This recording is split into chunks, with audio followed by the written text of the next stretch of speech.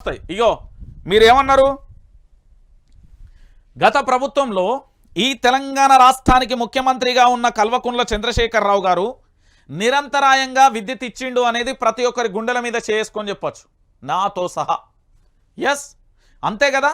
ఇప్పుడు కరెంటు కోతల వల్ల రైతులకు పాము కాట అవుతుంది. ఆ కుటుంబం చనిపోయి ఆ కుటుంబాన్ని పెద్ద దిక్కు కోల్పోయి ఆ కుటుంబం అంతా రోడ్డు మీద పడ్డాడు.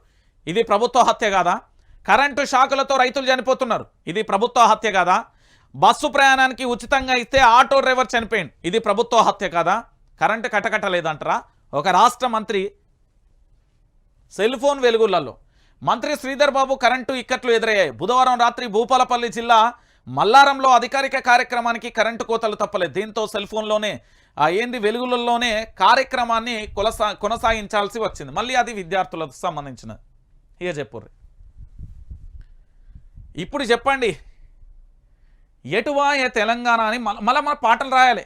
ఎవడి పాలైంది, ఏడికి పోయింది ఈ తెలంగాణ, ఎక్కడికి పోతున్నది ఈ తెలంగాణ, ఈ తెలంగాణ రాష్ట్రాన్ని మనం ఎంత మంచిగా చూసుకుంటే ఈరోజు ఈ తెలంగాణ రాష్ట్రం ఏమైపోయింది అని మనం మాట్లాడుకోవాలి. బాధ అవుతుంది, గుండెలా రందవుతుంది, కడుపులా మానసికంగా చాలా ఇబ్బంది అయిపోతుంది ఈ తెలంగాణను చూస్తూ ఉంటే.